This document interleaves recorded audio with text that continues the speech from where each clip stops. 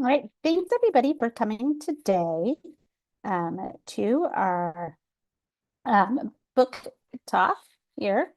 Sorry, my dog almost just knocked my plate off my desk. We are very excited. Welcome to this Brickell Center series. We are very excited to have Josh Busby here. He is a professor at the Lyndon B. Johnson School of Public Affairs at the University of Texas at Austin. In 2021 through 2023, he was a senior advisor for climate at the U.S. Department of Defense, so he really knows what he's talking about. And he is the author in many numerous peer-reviewed papers on climate change and security. And, had a career before he started looking at climate change as well. And today he's going to talk about his most recent book, which is States and Natures, the Effect of Climate Change on Security. And so we're very excited to have you here. And I will let Joshua take it away. Well, thanks for having me. Delighted to be with you all today. I'm going to share some slides and talk about my book. 1 second. Right. So the title of my book is States and Nature, the Effects of Climate Change on Security. It's based on my book of the same name, came out in 2022. What I'd like to do in my remarks is give you a little bit of background on the project, review the approach of the book, talk about the Myanmar and Bangladesh cases in the book, and close with some implications for policy. As the generous introduction, as you heard, I've been publishing in this space for about 20 years in academic journals and for think tanks. I've also been part of several Department of Defense funded research initiatives on climate change and African political stability, and another on complex emergencies and political stability in Asia. That work culminated, as you heard, in my service in the Biden administration from 2021 to 2023 as a senior advisor for climate, where I worked on integrating climate and energy into the 2022 National Defense Strategy, among other areas, and happy to talk more about that in the Q&A. The motivations for this project go back to an earlier literature on environmental security in the 1990s and a debate that was had between Mark Levy and Thomas Homer Dixon. There were a lot of single case studies tracing the effects of environmental degradation leading to armed conflict. And Mark Levy said the more logical research strategy under the circumstances would be to compare societies facing similar environmental problems but exhibiting different levels of violent conflict. And that would allow some precision in identifying the conditions under which environmental degradation contributes to violent conflict and when it does not. And it didn't seem like anybody had really taken Mark up on that research challenge. And I thought, as this new emergent literature in the 2000s on climate security took off, it would be welcome to have a case study based approach to try to shed some light on this new research agenda, but do so using a set of paired cases. And so the research question that animates the project is, under what conditions will climate hazards / change, and we can talk about that formulation in the Q&A, under what conditions will climate hazards / change lead to negative security outcomes? And the approach of the book that I'll talk a bit more about is using paired cases that have broad geographic coverage, that enhances and has a broader understanding of security than the sort of conventional literature, puts forward a general argument that seeks to unpack the causal mechanisms connecting climate hazards with security outcomes. So that's what I try to do in the book.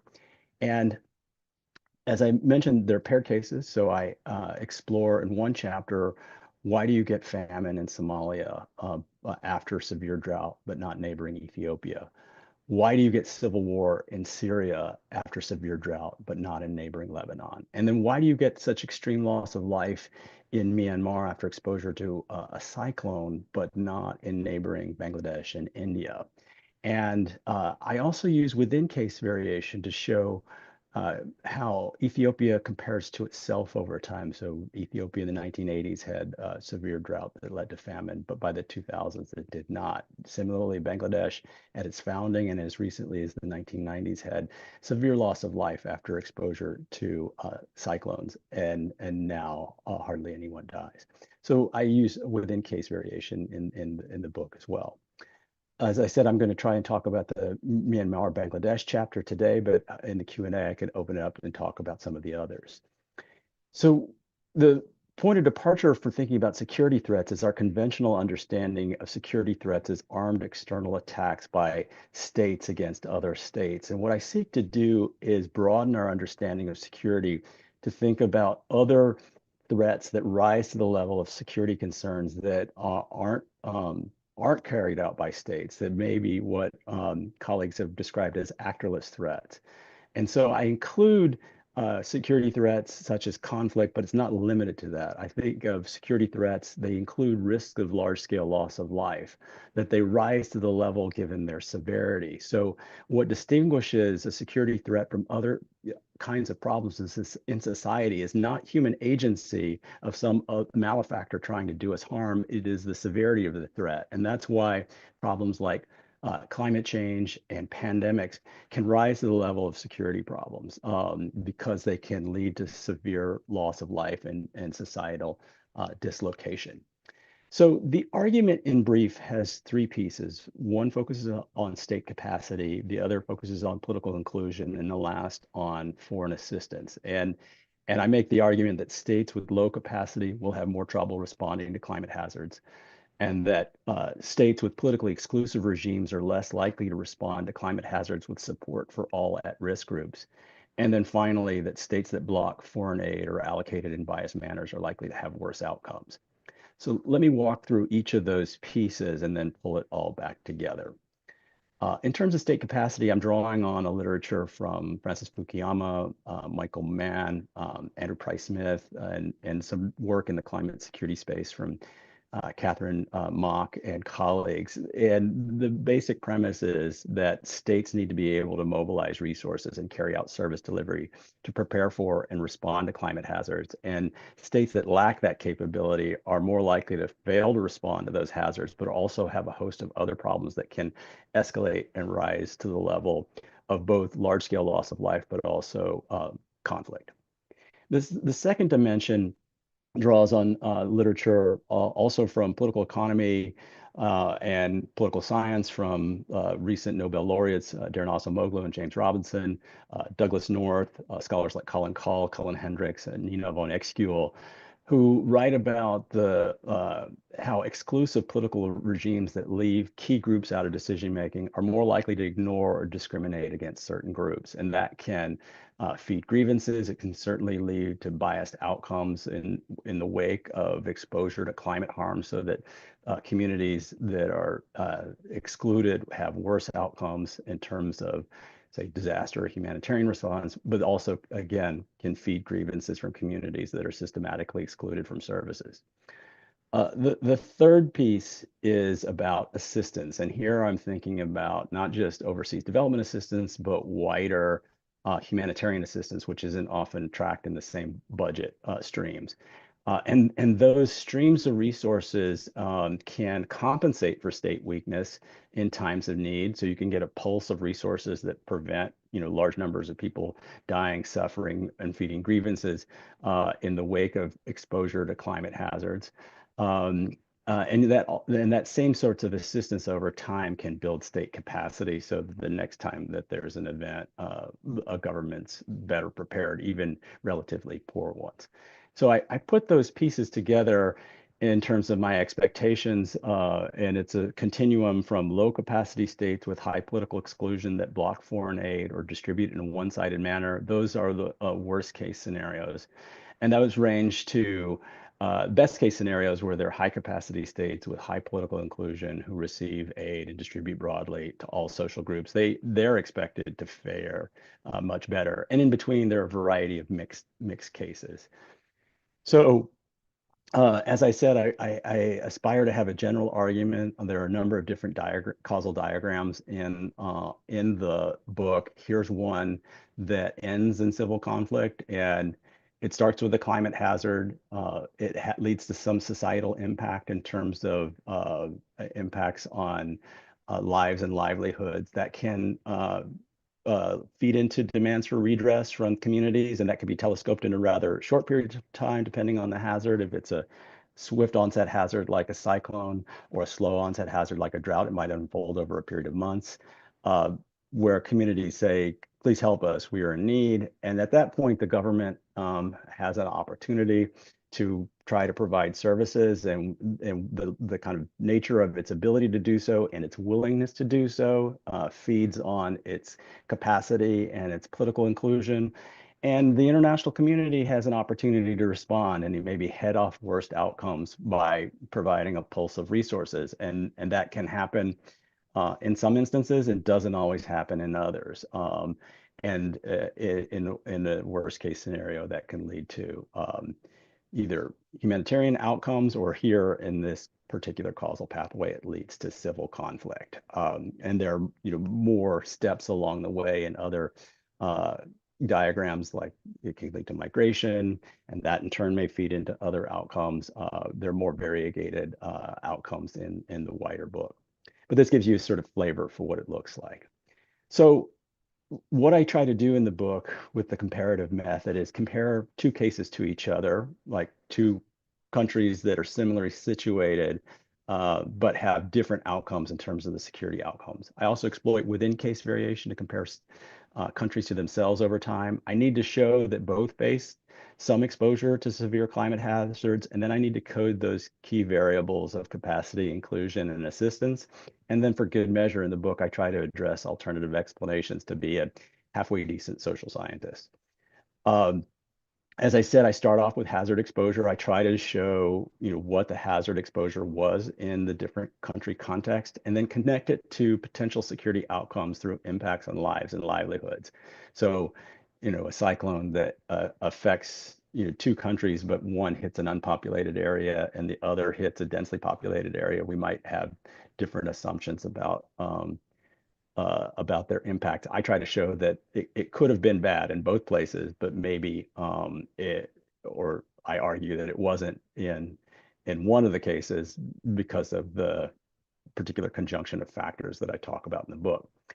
I talk about climate hazards throughout the book rather than climate change, because many of the hazards are the kinds of things we expect to see in a world of more climate change, but it's hard to attribute any single event to climate change, anthropogenic climate change per se. And so they're a proxy for what we expect to see in a world of climate change. And even as the science of sort of attribution studies has improved, that was at least the best way to approach it in the context of historic events that I'm evaluating.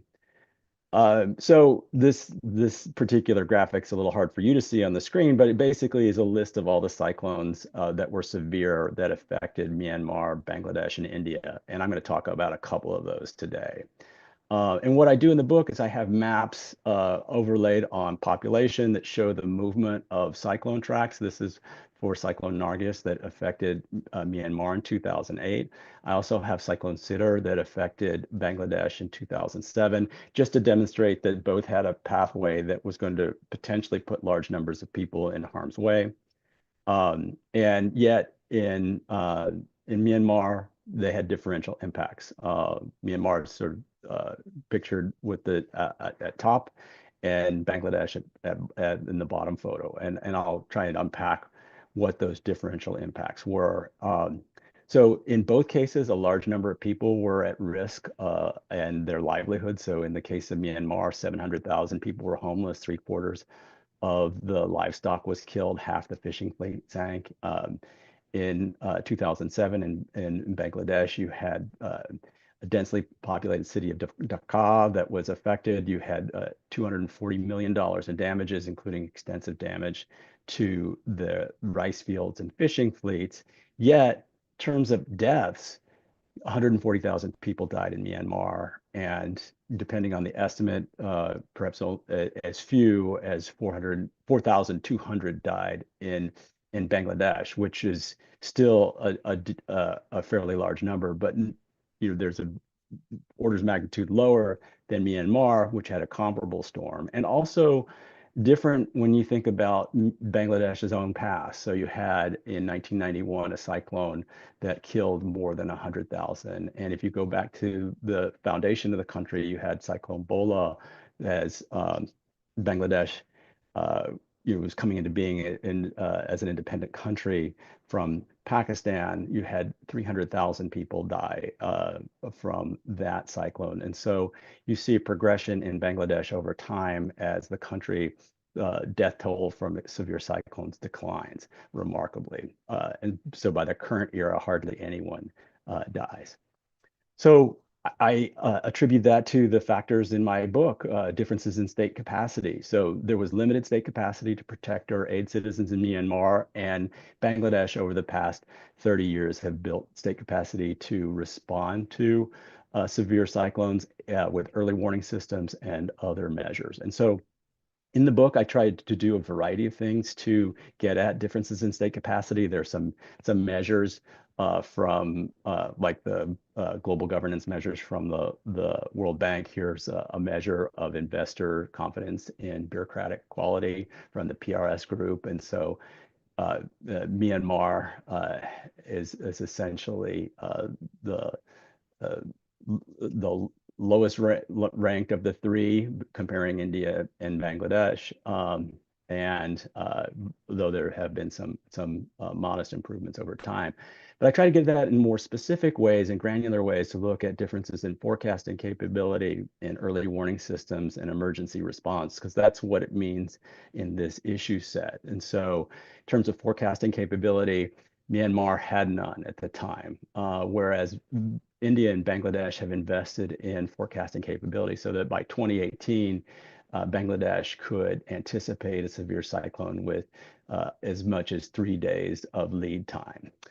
But what you do with that forecasting capability is also important. This is a photo of one of the many thousands of volunteer first responders and early warning system folks who are able to get the word out when there is warning of a severe cyclone. And in the case of Myanmar, I talk about not only did the country lack forecasting capability, but early warning systems were virtually absent as well in 2008, whereas Bangladesh had spent a lot of time and resources in cultivating huge numbers of volunteers who were able to get the word out as depicted in that photo. The third piece is about emergency response, and this is a depiction of cyclone shelters. And so when you warn people about what to do in the midst of a cyclone, you've got to tell them how to protect themselves and get them somewhere where they're safe. And so these cyclone shelters are one way. And with regard to Myanmar, a USAID official who worked closely on the response said the country had no shelters in place in 2008, whereas prior to 2007, Bangladesh had 1,500 purpose-built shelters, each able to accommodate 5,000 people. And they also had other attributes like gender-appropriate places for people to congregate, given the cultural context. There's also space for people's animals. And so wide differences between the two countries. That's on state capacity. I want to spend a few minutes talking about exclusion and assistance, and so because I know mindful of the time. So the response to the cyclone favored some ethnic groups over others in Myanmar, and whereas in the Bangladesh context, shelters and aid were available to most of the population. And again, I try to get at that with some statistics on political exclusion. I showed that a large proportion of the populace in Myanmar lacked representation, whereas in Bangladesh, it was relatively, most ethnic groups in society were represented in government. I look at some other measures of political exclusion, which shows a bit higher levels of political exclusion in Bangladesh. Based on this metric, although certainly higher, certainly lower still than Myanmar. I also look at other dynamics, as I said, in terms of assistance. So the third dynamic is that authorities in Myanmar refused international assistance, whereas Bangladesh for decades has been seen as welcoming international assistance, both in emergency settings, but also in terms of development assistance to build state capacity. And so I try to track that in a variety of ways through some statistics, and most of these, in the interest of time, I'll just gloss over them, but most of the aid that came into Myanmar happened after the cyclone, when they had a sort of temporary movement towards democratization, which has subsequently backslid considerably. Um, so putting these pieces together, in Myanmar, there was no capacity or willingness to provide early warning or response, and the government impeded an international response. Whereas in Bangladesh, they've had improved capacity over time. They have a social contract of crisis response, which basically the confidence of the people in the government is conditional upon their ability to head off the worst outcomes associated with severe cyclones. And the Bangladeshi government over time has welcomed international assistance, both in emergency settings and in development, to try to make that happen. I should note that there are some alternative explanations that, you might say, well, Myanmar was just unprepared because they hadn't had a history of cyclones. And I think that is true on some level, but they had early warning, they didn't act. They had an opportunity to respond and they didn't, and they had offers of international help, what they refused. And so I think some lack of experience explains some of the outcome, but the severity, 140,000 deaths, can't be explained on the basis purely of this being a novel storm for them, although we can talk about that more in the Q&A. I should note that there's some policy implications that flow from this analysis, and you probably are aware of huge societal change that's happened in Bangladesh with the ouster of their prime minister earlier this summer. And so the implications of my work are that, on the one hand, we shouldn't accept that climate change will necessarily yield catastrophic outcomes in countries around the world, that focused investments in state capacity, even in relatively poor countries, can reduce vulnerability to climate hazards, and international assistance can help finance that. But there's some other lessons from this work, including this chapter, but also others in the book, is that it's more difficult for outside actors to build political inclusion. If there isn't a will to have all groups in society represented in government, that's more challenging, and that progress can be upended. We see that in Ethiopia's case, if you're familiar with their descent into civil war over the last few years, or even in Bangladesh's case, which I think has become more politically exclusive over the last few years. And one of the reasons for the recent protests is associated with sort of quota rules for government employees that kept many young people from having access to careers. And so I think that could be explained in part because of a deterioration in political inclusion that created an upswell of demands from young people. But this ultimately means that the effort to address the security implications of countries that are exposed to climate change is a political project that's associated with state building. And so if you're a well-meaning outsider that wants to help other countries avoid the worst outcomes associated with climate change, you have to have a theory of state building. And in many instances, we know that, say, efforts to do forced regime change by foreigners can end up quite badly. And so if you are supportive of international efforts to address climate change and to head off security consequences, you have to have a sort of pretty sophisticated understanding of what you can and can't do with external help. And so I'm going to stop there, and I look forward to your questions.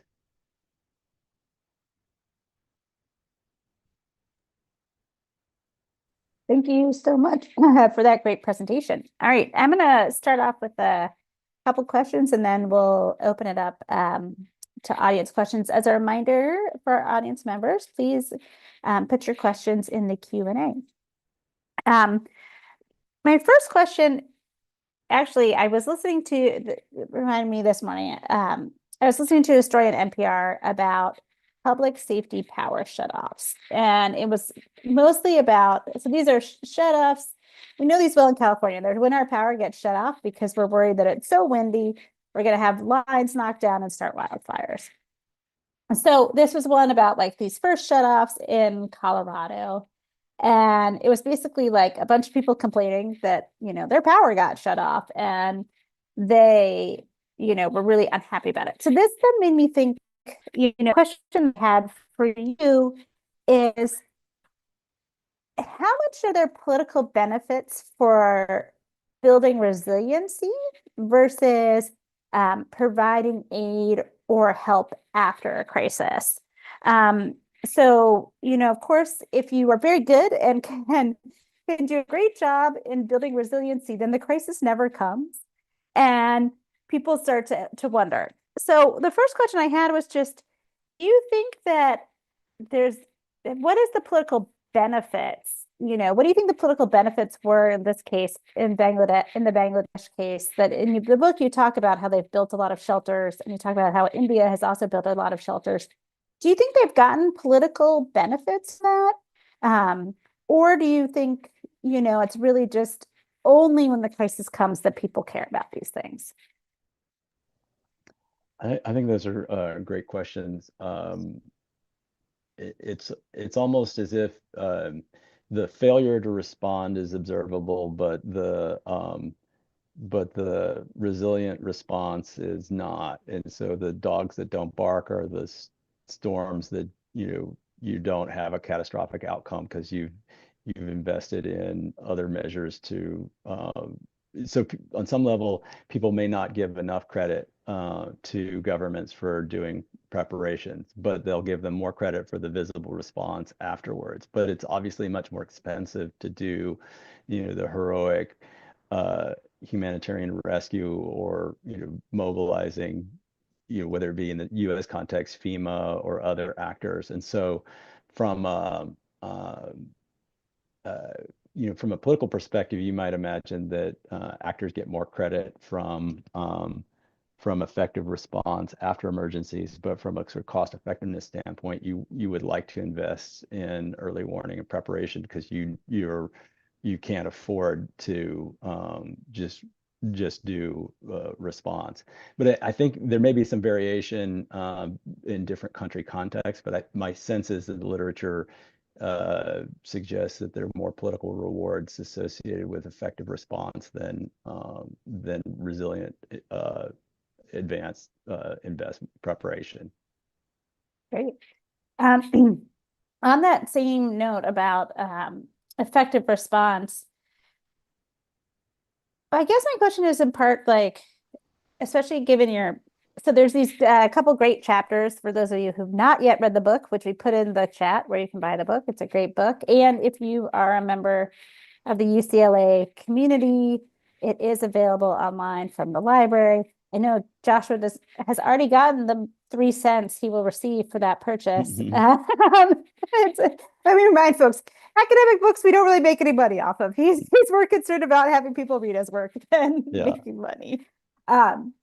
Nonetheless, so I was thinking about like droughts and famines and how so often famines have led to really catastrophic outcomes for leaders. So if you think about the French Revolution or later the Russian Revolution, like a lot of times revolutions come on the heels of famines. So that begs the question, in various cases where you have not so much the Somalia case that you go through, because Somalia doesn't have a functioning government so much. Right. But in other cases, when you have a functioning government, do you think it's just that like they think that they can just survive no matter what, or do they just so don't care? So like in the Ethiopia case in the 1980s that you talk about, do you so not care about other people, or is it they think they can survive?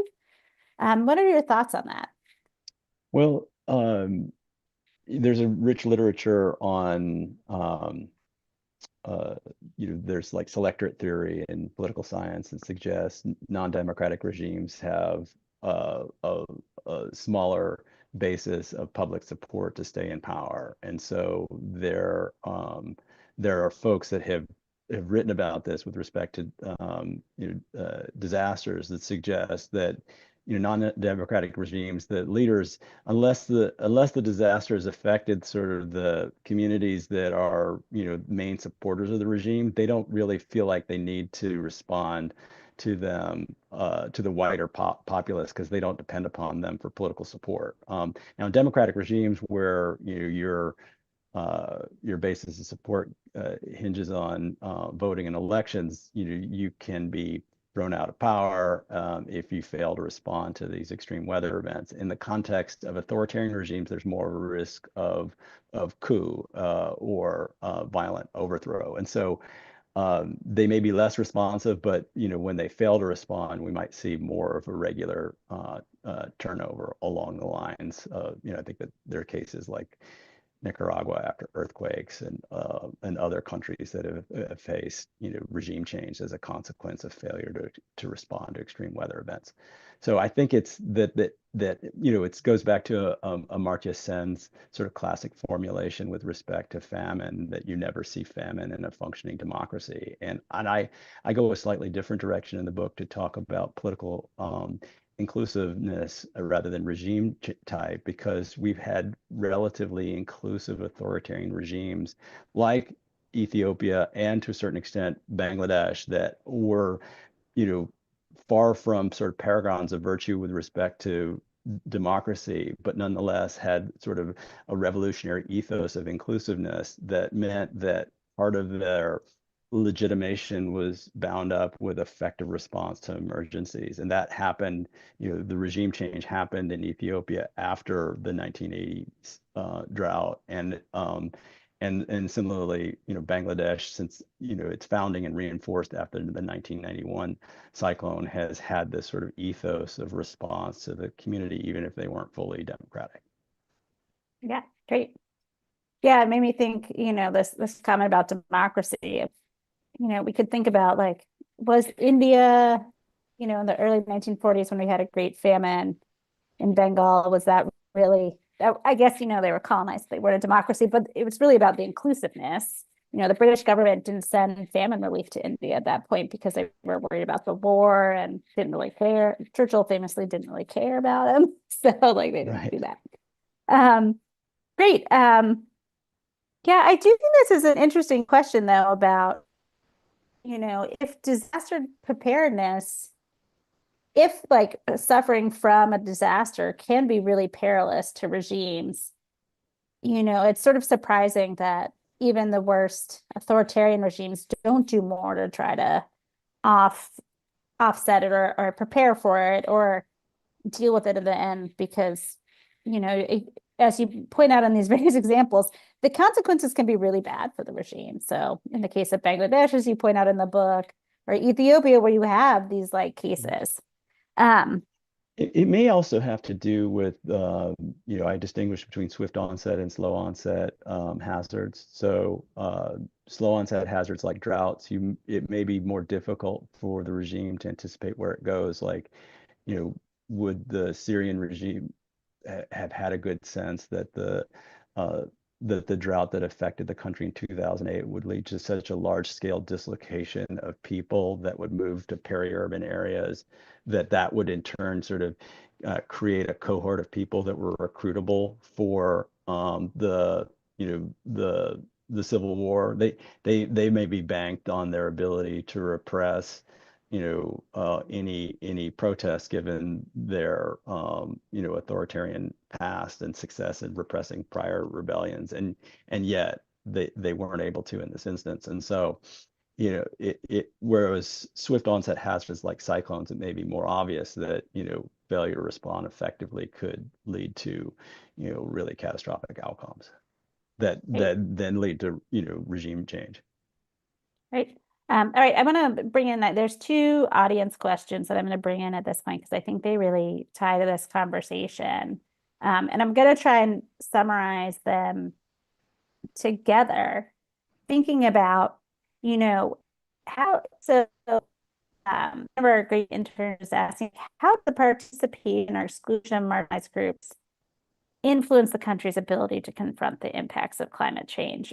And I also want to tie this to another question we have, which is looking at, do some authoritarian states, or as you call them, less um, inclusive states build better capacity where their supporters are.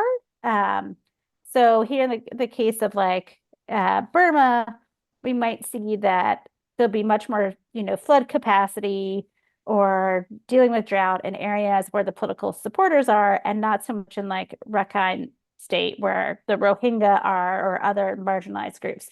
So do you see any of this in your research, that you see sort of sometimes you're building resiliency in the areas of your supporters and not in the areas of like more marginalized groups?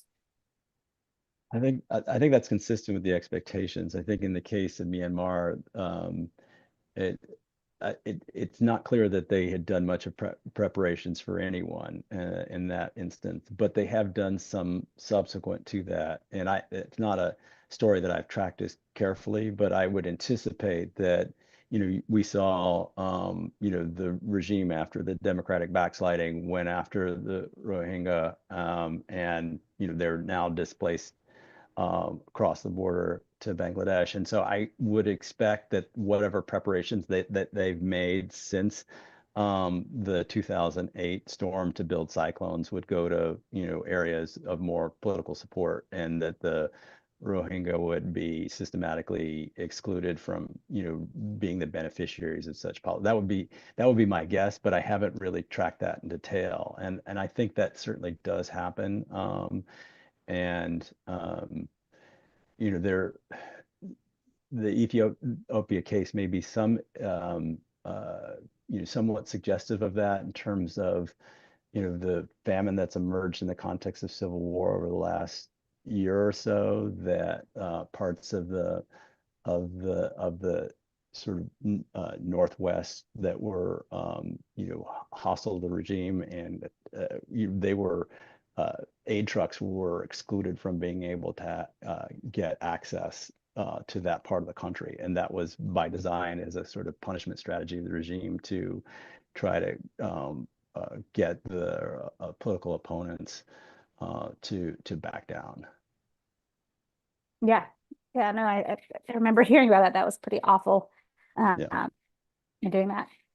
So then this conversation sort of ties into another question that we have, that I'm going to sort of summarize as saying, sort of end with talking about the need for development and inclusion. So if you look at the case of Bangladesh, I'm not sure Bangladesh is super well developed at this point, but they have done a lot more work on, inclusive resiliency, even Yeah. even if during a time period where they were moving into being less democratic, although we'll see, given the current protests and the new government, whether they move back to being more democratic. So do Right. you think, when we think about the worst hazards of climate change in terms of floods, famines, droughts, that sort of thing, um, do you, well, if you had a little bit of magic pixie dust to sprinkle, would you make countries wealthier or make them more inclusive? I would think making them more inclusive. I mean, if you can couple it with targeted assistance from abroad to support the the areas of where they're vulnerable or exposed to hazards. If it's cyclones, you put money in, the kinds of things that Bangladesh has done. If it's droughts, you do the kinds of things that Ethiopia did very successfully with social safety nets. And um, early warning systems are going to be important wherever you go, but having targeted, hazard specific kinds of responses, those aren't that expensive. But the hard thing is that you want to support political inclusion, but that's a difficult thing for outsiders to have much control over. And so it's almost as if you need like kind of revolutionary ruptures in societies where they've gone down a really dangerous path and they realize that never again. And then they have a, you know, sort of high-minded, inclusive leadership that comes to the fore that decides, okay, maybe we need to do things differently.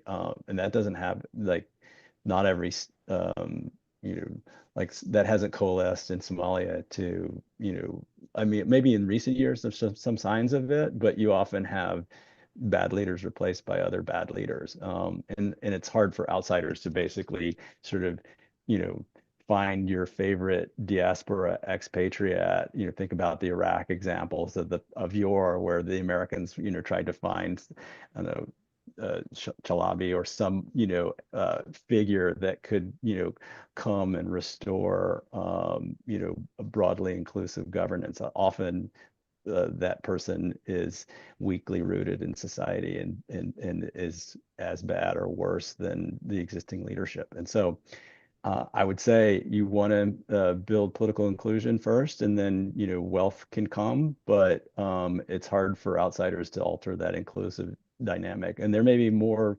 sophisticated ways of thinking about it, but if it's by force, that our recent track record suggests that that doesn't turn out too well. Right. Yeah, it does not. So we have another question from the audience. So how do you assess the impact of the recent electricity outages and earthquake on Cuba's security landscape? What are your insights on the regional response and preparedness for climate-related security challenges? And, you know, I would also add, thinking about these sorts of issues, you know, within our hemisphere, we think about Mm, countries like Haiti, where I'm mm, starting a new project. And so I've been thinking a lot about Haiti these days right. of, you know, what do you do in particular as the regional government when you have a regional, you know, body, um, when you have these big out like disasters happen um in sort of pariah states or in states, Mm, you know, like I mean, I guess Haiti's a little easier, but you know, right mm, now Haiti doesn't have a government again. Like right.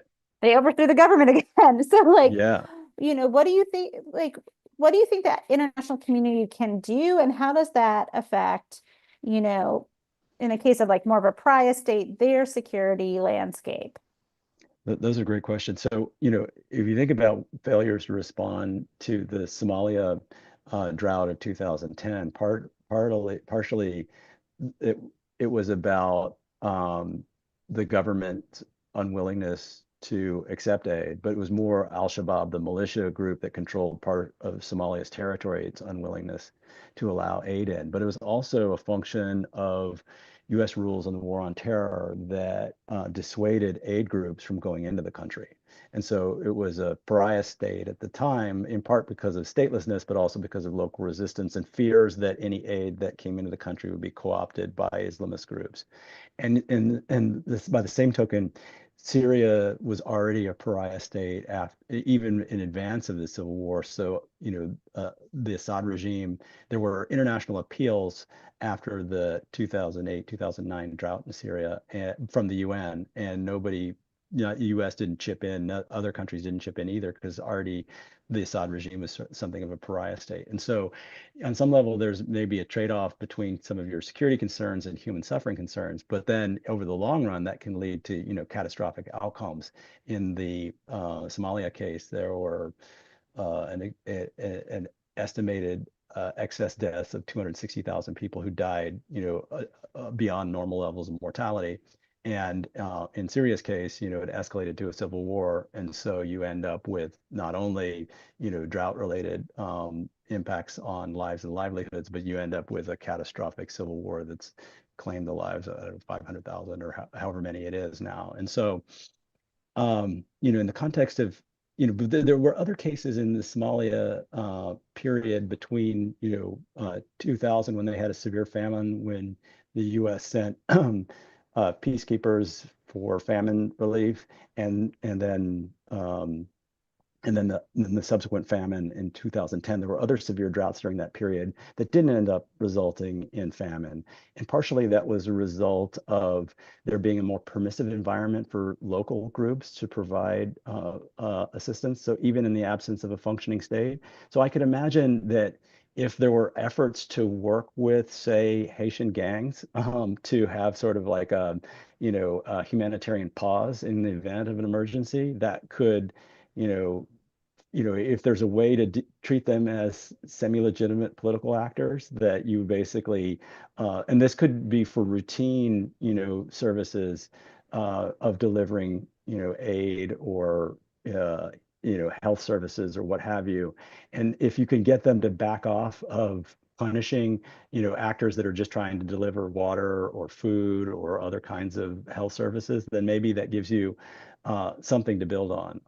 And you just might have to treat them as actors that are going to be around, even if they're unsavory. And those are the kinds of choices that I think donors would probably likely have to make if they're going to try to rebuild state capacity in some places. And you got to start somewhere, and you can't build like, state capacity writ large, but maybe you can start in the things that are important to people's lives, like, water, sanitation. I know that's always been the theory of like counterinsurgency campaigns, but, we invariably, kind of that's coupled with, violent external actors. But maybe if it's seen as something that's needed and acceptable, it's more like conventional peacekeeping. Yeah. There's a question from the audience that is kind of a bit of like maybe a clarify question type thing, but the question is, why do so many rebel groups, and we could also include governments, because in your Myanmar, Burma chapter, you talk about governments. Why do they prevent aid from entering the state or entering their area? Like, what do they benefit from that?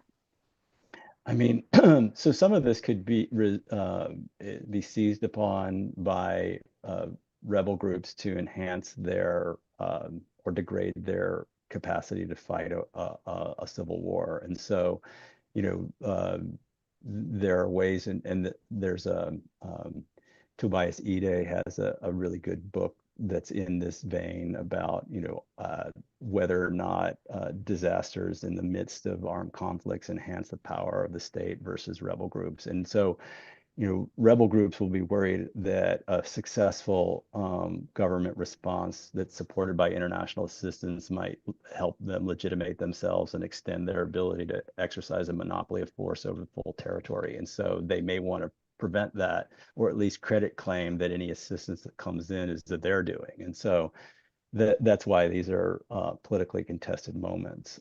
And who controls territory and who controls food growing areas can be especially important for uh, sustaining a warfighting capability of rebel groups, because they've got to have some food growing areas to sustain their armies. And so there are ways in which this becomes a more contentious enterprise than simply, the kind of high-minded humanitarian support for people coming in to support civilians. Yeah, great.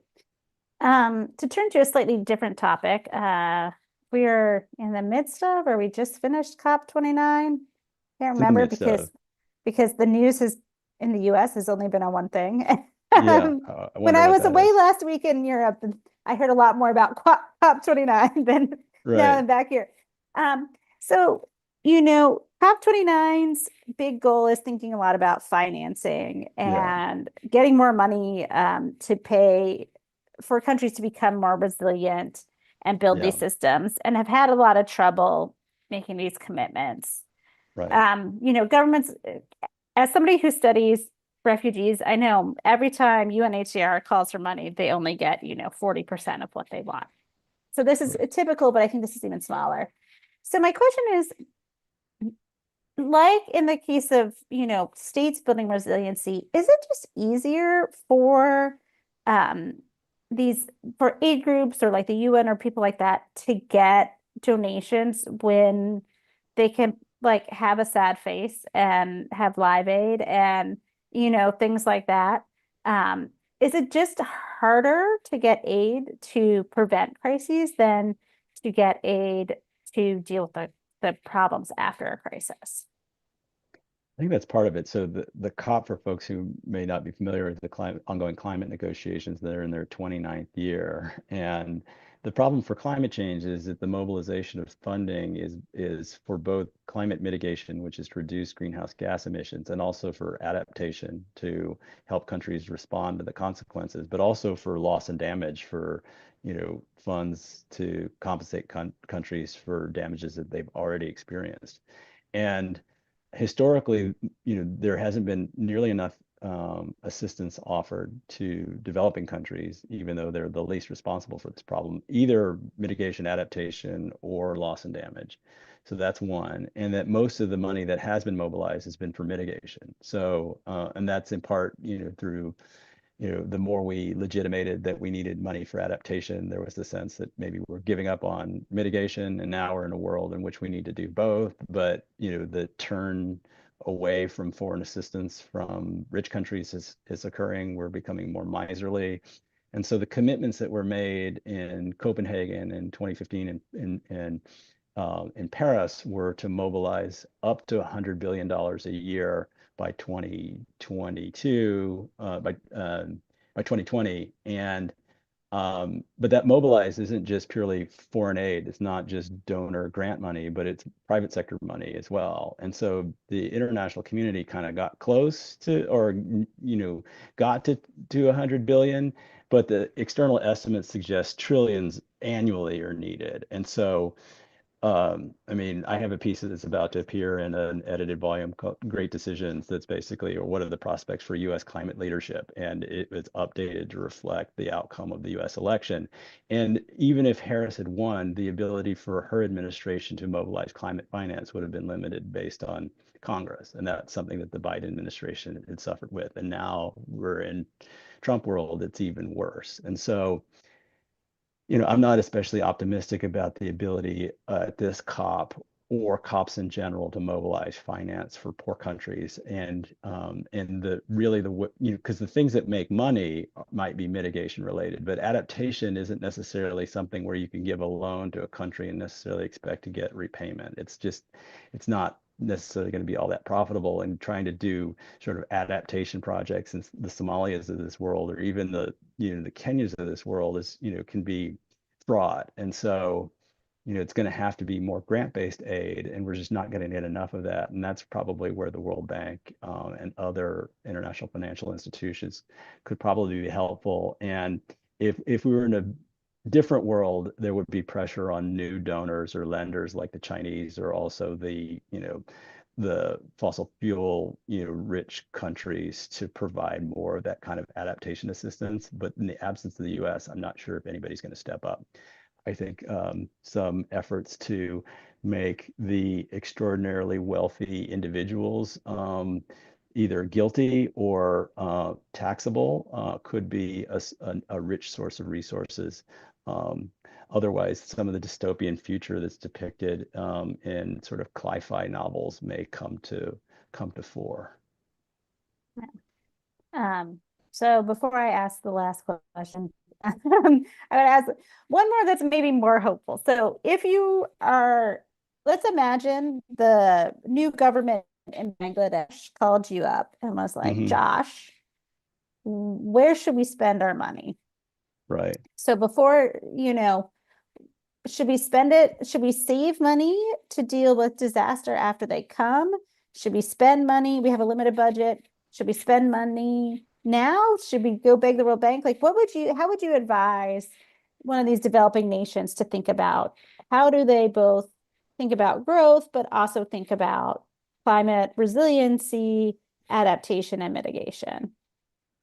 I mean, Bangladesh is an interesting case because they already have a lot of the elements in place. So it's, keep doing what you're doing and maybe figure out a way to get back to creating opportunities for young people, because you have a youth bulge, and, you need to ensure that they have uh, sufficient opportunity. And the country was doing reasonably well with their, garment sector, that you could imagine that, a more inclusive, I don't know, meritocratic basis for government appointment would, provide, uh, college educated youth with sufficient opportunity, along with, low skill labor and garment sector, that they could become a middle income country in a couple of decades. I think they can get back to that. Other countries that haven't yet done what Bangladesh has done should do what Bangladesh did. And international donors should help finance that with early warning systems, and targeted efforts to build capacity in the hazards that they're most susceptible to. And unfortunately, we're in a world of climate change in which it's not going to be just simply, one-off storms, but it could be perennial damage that degrades the earning capacity of the country, or, sea level rise that will make whole countries, unlivable by middle of this century, or at least, for sufficiently large numbers of people that they need to look elsewhere. And it's not quite clear to me that um, there it's going to be managed retreat and trying to figure out other things other than adaptation. But that's what I would recommend is for Bangladesh to get back to what it did well and for other countries to do what Bangladesh did well. Great. All right, well, you somewhat answered the last question about providing disaster humanitarian or developing aid to other countries, but let me ask you, so with the election of Donald Trump, do you worry about the US and our ability to deal with disasters here at home? We've just seen two major hurricanes blow through, one that did a lot of damage in North Carolina because of these floods, and one that blew through Florida and did damage, but seems to have not been as bad.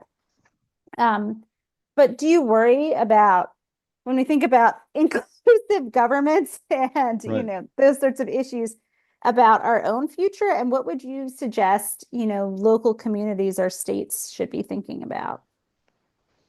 Yeah, that's a good question. I mean, the US is certainly not immune to these kinds of problems. If you think about absence of inclusiveness after Hurricane Maria buffeted Puerto Rico, even though it is technically part of the states, it is remote enough as a commonwealth where people don't have voting rights that, you know, part of the problem of the effective response is a function of its distance, but it's not simply physical distance, it's sort of political distance from levers of power. And you had parts of the island without electricity for or almost a year. And it's almost unimaginable to imagine that, large parts of Florida would be without, electricity, for extensive periods of time. We saw, how the clamor and call in North Carolina after Helene to get things right as soon as possible, and and and and that can be